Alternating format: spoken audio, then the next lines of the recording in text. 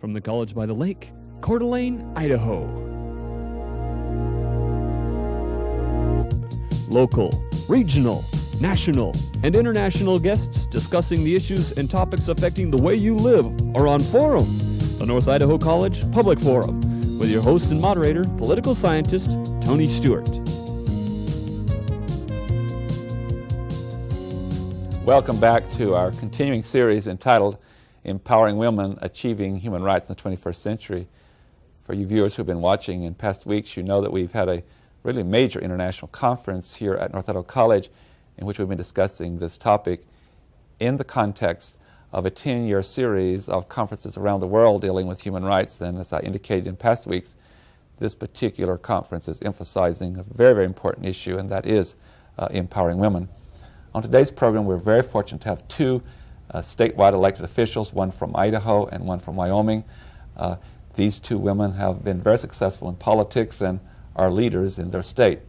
I first of all welcome to the program Kathy Carpenter, who is the Secretary of State of Wyoming. She also is the acting governor when the governor's out of the state, because that particular office also encompasses what would be known as the lieutenant governor's responsibilities. Ms. Carpenter is a Democrat and has had a very extensive background in politics prior to being elected Secretary of State. She served as a staff person to a congressman from her state. She also worked for the U.S. Department of Commerce, and she worked for the Attorney General of the state of Wyoming. So she has very long credentials to talk about public policy and the role of women in those important issues. She also served as a member of the Board of Directors of the Northwest Coalition Against Malicious Harassment for many years, representing the governor's office in Wyoming. Knowing you so well, I will call you Kathy, and welcome to Idaho and to our program. We're delighted to have you here. And Coeur d'Alene is beautiful. I've not been here before. What a place. It is a gorgeous place. We're equally pleased and happy to welcome to our program Lydia Justus Edwards from the state of Idaho. She is an elected position, the state treasurer of our state. She also comes with us with a very long, distinguished career in government and politics. She served in the Idaho House of Representatives, was elected in 1982 and again in 1984. She chose in 1986 to run for statewide office and was elected treasurer and was re-elected to that position in 1990. She's also a former businesswoman, and she is a member of the Republican Party. And Lady Justus Edwards, it's a pleasure to have you on our program. And as always, I'm very pleased to have a regular panel to question our guests on this very, very exciting series, an important series that we're doing. First of all, Janelle Burke, who is an attorney in the state of Idaho. And next to her is Steve Schenck, who is the Dean of College Relations and Development at North Idaho College. And I shall ask Janelle to commence the questioning. Well, we've had a very exciting conference, and we welcome both of you to the conference. Kathy, your state has had a long and distinguished background in women's issues and women's rights. Can you tell us something about that? Well, we always like to in Wyoming. We're the equality state. The greatest distinction Wyoming had was as a brand new territory back in 1869. It gave women the right to vote and to hold office, and anticipated the federal Constitution by 51 years. Thanks to that, it set almost every record in politics for women. The first woman justice of the peace, the first all-woman jury, the first woman elected to statewide office, and the first woman governor. So we got a good start, but of course, as with any state, we're still working at it. Well, Lydia, can you tell us something about Idaho? What kinds of things has Idaho been in the forefront? Well, I think we need to remember that this year was our sesquicentennial year of the Oregon Trail. Yes. And I was fortunate to be able to walk for 8 days on that trail with the wagon train. And I became intimately acquainted with my state. Gain new respect and information about the history of the women on that trail. How did they, in fact, bury their babies and walk away, obviously crying and saddened? How did they endure the hardships? But from all of that came what I consider to be the springboard for women in Idaho, the partnerships that we enjoy. And we do. When we look at the statistics of women serving in the legislature, we are in the top 8% in the nation with 33. Look at the county treasurers. 42 of the 44 counties are women. About 45% of the county clerks and so on, and mayors, and so they're starting to come up. It's true that I am the highest ranking woman in the executive branch, but I expect that to change. There will be other women challenging those positions. But I think that high ranking comes from those pioneer days when women dug the stumps and hauled the water and built the cabins and the schools and worked alongside their men.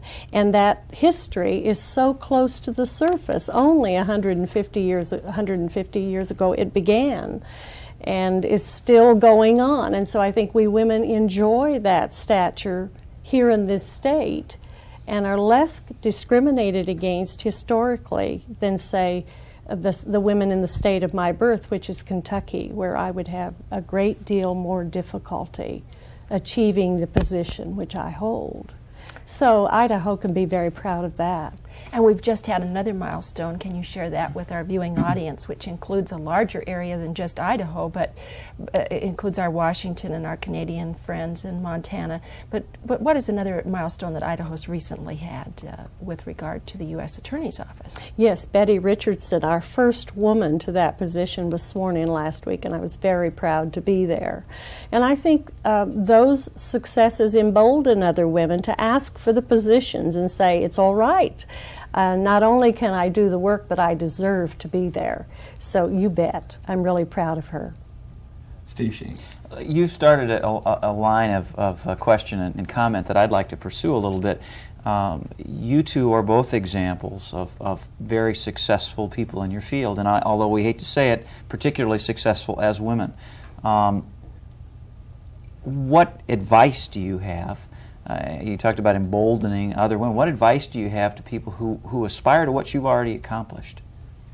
Well, I think boldness is a good place to start, and I agree with Lydia on that. But I don't think a woman should aspire for a job, be it held by a man or a woman, unless she's qualified. I think the next plateau for women is to work on our skills. I think a lot of it had to do with raising our consciousness, building our dreams, and extending our horizons. But now we've got to realize that we've got to go to school and to stay in school and to work hard. And something that I am sure many women's groups don't like to hear, but I think sometimes we can get so focused on the successes that we look the other way at problems that are really big. And I, for one, am very concerned about teen pregnancy. I think we could have a generation of women in my age group who are enjoying these tremendous opportunities, but yet that next generation behind us is a generation of young girls that are having babies in high school. They're not finishing school. They are limiting the hopes for their children and beyond. So I think part of what you need to succeed as a woman is to remember the basics, and the basics include getting a good education, working hard, and being prepared. So I guess I am a little more down to earth in the advice I dispense. Lydia, are there special problems out there? Are there barriers to other women who want to reach the same level you have, or go higher to a governor's office or to the presidency? I think Kathy has accurately pointed out that some of the barriers are redeveloping. When I go to the high schools to speak to young women, they want to know what it's all about. Why am I so impassioned about their rights when they assume that they've always had them? The memory is very short, and we need to go back and reinvent that for them and explain to them what's happened. Yeah, there are real problems in that regard. We mustn't lose hope about it. I think in looking at this conference, and today as I sat there listening to these spectacular speakers and their experiences, there was a moment when I envied and I said, oh, if only I had written that book. But we women need to remember our power is where we stand. Who do we know and what can we correct? Do we actually, from our pedestal, turn to the woman behind us or beside us and say, yes, you can do this, and I'm going to show you how to run a campaign, or I'm going to help you get a job, I'll help you draw up your resume and look at what you can do. And sometimes I think we women forget to turn around and assist those around us and point out that we don't want to be someone else. Our strength and passion lies right where we are. And some of my issues have always been, where's my influence? child safety seat legislation, roads, things that interest me that are economically prudent. Where can I use my influence? How do I recognize what power I have? And then how do I design it to get the goal? And so I've always been more goal-oriented than role-oriented. I've not been a woman's woman as far as embracing women's issues or trying to be a bleeding heart in any way. Not that I avoided it, but I did recognize in myself, probably in the last 2 years, that I am more interested in my gender, what is happening. And I have 2 daughters who are just maturing. And I've started to deal with, as we pointed out earlier, women's consumerism, using my institutional credibility to say, wait a minute, you're cheating me. And last week I went to a press conference for a woman of the other party because she was being harassed over her gender and the fact that she was a woman running for an office with a child. And I stood in front and said, you know, I'm here because this is wrong. We're not on the same parties, but she's being harassed. And I think we women need to remember that we need to help others and not lose the memory. Kathy, is in your opinion, is there less woman-to-woman mentoring than there should be? Oh, yes, definitely. I think one of the problems that we might agree that women have is that when you're a pioneer, and we still are somewhat pioneers, I'm only the 2nd woman to hold the lieutenant governor spot in Wyoming. We have never had a member of our congressional delegation who's a woman, and our only woman governor really was filling her husband's seat. When you're a pioneer out there, sometimes the struggle can be very consuming. And I think it does, as you say, take a very conscious effort to do that helping and to pass that on to the next generation. I loved history, and I studied history in college, and so I try to say out loud to myself sometimes, remember, you're standing on some very strong shoulders. You were given so much, and you should give something to the next generation. But I am disappointed because too often I'll go to a group, and I'll find that group is very interested in goals, but it's in a very personal way, and it's not so much as horizontal as it should be sometimes, and it's certainly not vertical generation-wise. But I think maybe that also is just a function of our nature, and that we all have to work, whatever it is that we're trying to accomplish, to extend it more and to get more involvement. But I don't think we should ever sit back on our laurels, and that's why I think this conference is so important. Just reading about the presentations on the flight over, I found myself getting fired up. So I think the more that we can have conferences where we bring together women of different backgrounds and share our war stories and our hopes and maybe some strategies that we've found that work, all the better. We've talked mostly on the program about Wyoming and Idaho at the state level and the progress, and then what Kathy just referred to, the problems, and that there was a lot of things in the past and now too that have not yet been realized. We've also been giving a lot of attention to the national level and even international level and the increasing role of women in government. How optimistic are you about the progress in recent years on those 2 levels? I'll start with Kathy. Well, I'm trying to think of how you compress something as profound as what's going on into a minute or two. I believe we are in transition to a revolution that will be as profound and pervasive as the agricultural revolution and the industrial revolution.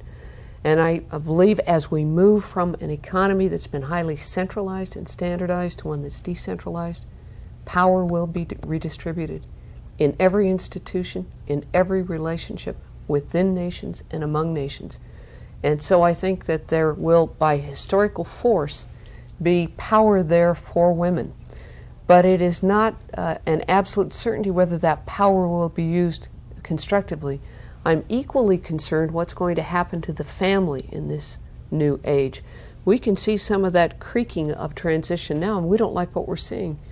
When the agricultural revolution gave way to the industrial revolution in England, the extended family broke up on those farms, and the nuclear family came to the city. Now some of us are worried that that nuclear family is under assault in this new age. Divorce rates, illegitimacy, family violence. And so I think that with all the promise there is for women in this new world, there's a great deal of peril. And we've got to be very conscious of what's going on, and we've got to be very focused on fundamental human values. And among them, the highest I would rank, next to your relationship with God Himself, is the way you treat the people on this planet. So I think, as with any great change, we can do it the right way or the wrong way, and unless we're very careful and work hard at it, we could come out in this new era with more rights for women, but worse lives for women and children and men too. Lydia, I would like to ask you to also respond to that question, both on the national and international level, and what you see as women are moving into some major policy decisions in the cabinet. Both the recent presidents, President Bush and now President Clinton, has added to that list, and into agencies and so forth. And in asking that question, some of our speakers have referred to this certainly today, and that is that women oftentimes, because of how we set up the culture and what we've asked from both women and men, have a different list of priorities and concerns, that they're really, really out front and very prominent in dealing with children's issues and nutrition and how we go about our caring for others. That's a very involved question. But It is. Well, I'm not sure I can answer the questions, but I would like to say I think sometimes we are dealt the responsibility of the sky is falling theory. We always have to solve problems and we always have a crisis, but fortunately women can do that. In the political sense, if I could just address that issue, because I think women need to know how to get from point A to point B, and I think sometimes we forget to tell them that. We say, be this, and when you look at me today, you may say, well, look at her, she has on her new jacket, and she showed up and she just must have bought that position or something. How did she get to be where she is, and what is her background, and how does she pay for her campaigns, and how does she do all these things? And when we talk about financing campaigns just for a local race, we still have to go to the business people of the community, and most of those people are men. And men suspect us because we immediately make changes. Women have always made changes, and this can be terrifying to the imagery, is that we never leave things alone. We try to make them better. We're constantly making changes. And so men do not want to give us money if we're going to change things. They want things to be comfortable, just leave it alone. And so we have this built-in activism to cure and nurture and help in every way that we can. Naturally, on the national level, I'm delighted to see so many women in positions of responsibility. And when they make mistakes, I hurt for them. I don't always agree with the policy they set, but I understand how they're doing it and how difficult it is, having been in a policy-setting position of my own. But I think the training that we've had has elevated us to this point. We are ready for it, and we're asking for these jobs, and we're doing good jobs. We're redefining them, and the jobs are redefining women and our capabilities. And Kathy, I'd go back to you and talk about are certain issues that are really important and are very nurturing type concerns.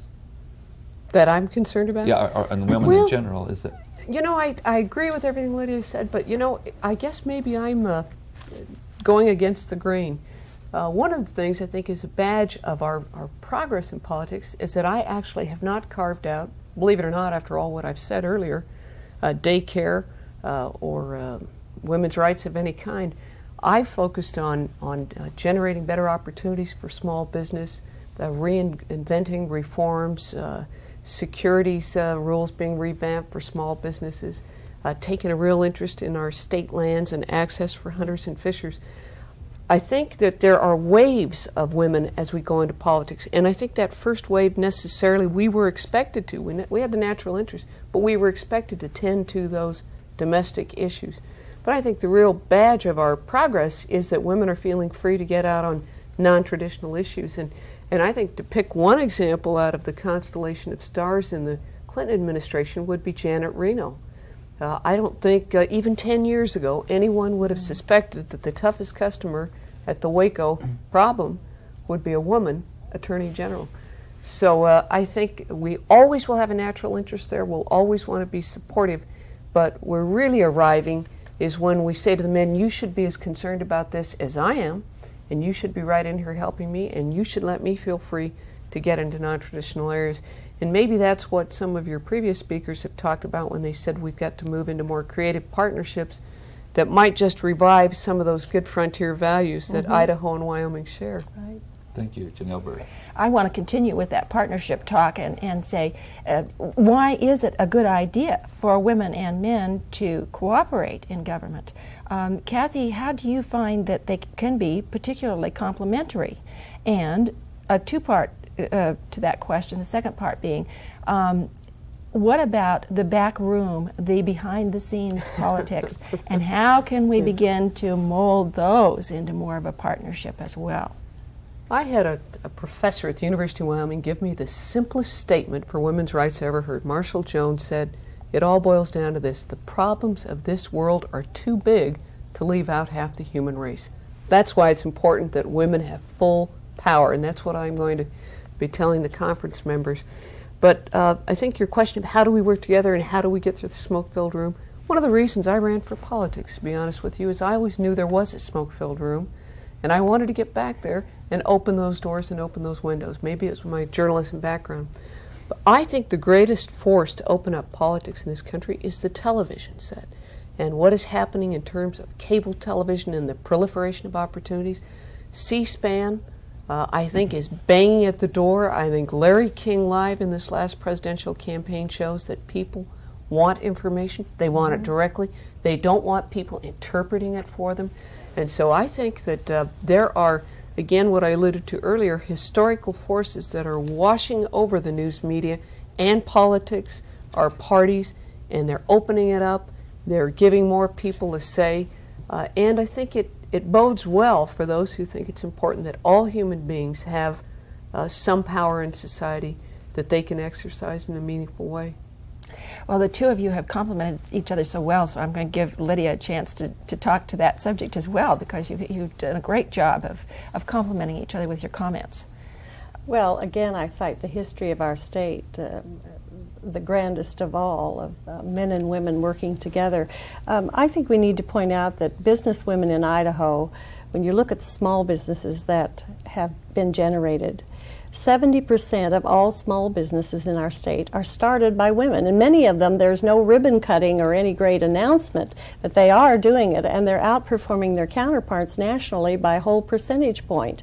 And there has to be a reason for that. There is the support there. There is the partnership. They are getting the loans, and they are able to make money and understand business. So, of course, it's critical when a storefront opens up that we do business with everyone and cooperate in every way. So I think it is happening, and it's almost a natural attrition here in our state, I'm happy to say. And it's important in government as well. But what about that smoke-filled back room? Do you find that they still exist? And probably, yes, they do everywhere. Well, except they don't smoke anymore. I disagree with Kathy for Idaho, maybe still in Wyoming, but I always say the best way to predict the future is to create it. And I've been in politics since I was 17 years old. And if there's a smoke-filled room, I was in it helping run campaigns, helping get other people elected, generally men, until I decided to run myself one day. But I was the chairman. I did help create careers and ask people to run and go pick out the quality I wanted. So I think in Idaho, if it exists, I'm not sure where it exists. Maybe what you're saying they've left me out of the loop and I don't care. I haven't missed it. Maybe what you're saying is that you want to be a part of that, and that one way to be a part of that is to be a part of campaigns, for women to exercise their power as well in campaigns. Well, Janelle, the Just whole get story in and that row. Her career, I'm sure, has seen the whole span.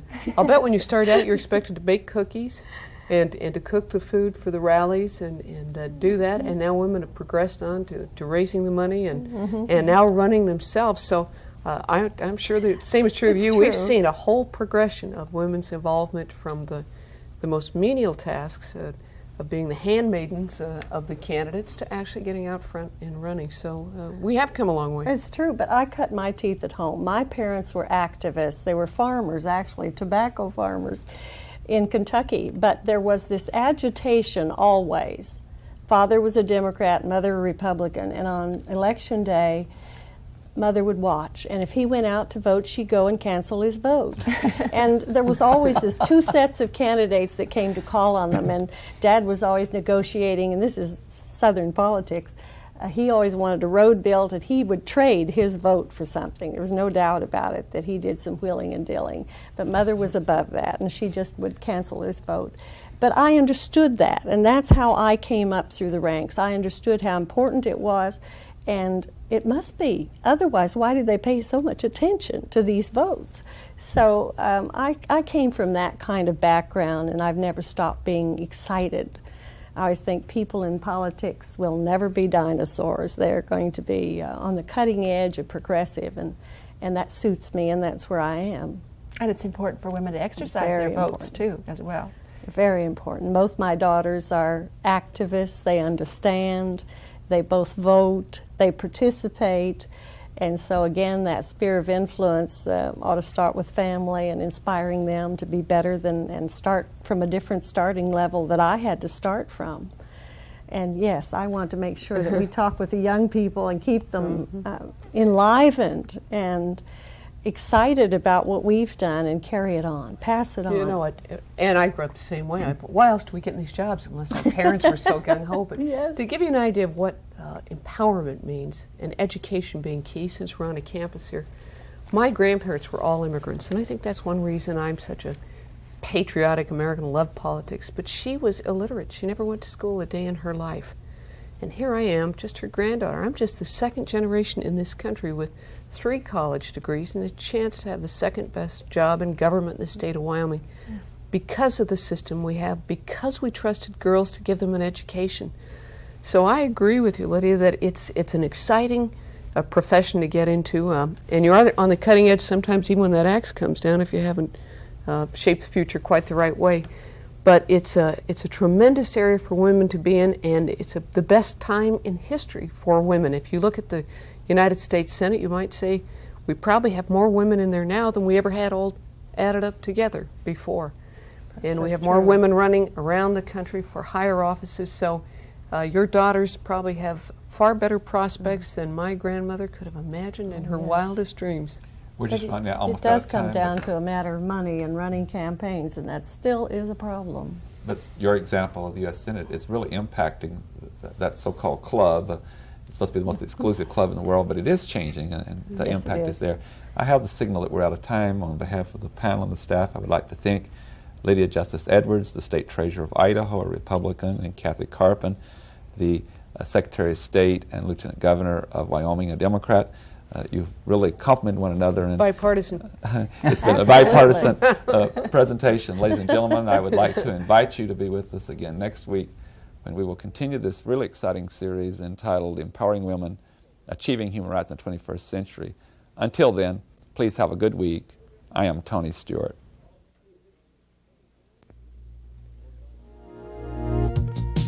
The North Idaho College Public Forum was videotaped live from the studios of Telemedia Services on the campus of North Idaho College for viewing at this more appropriate time.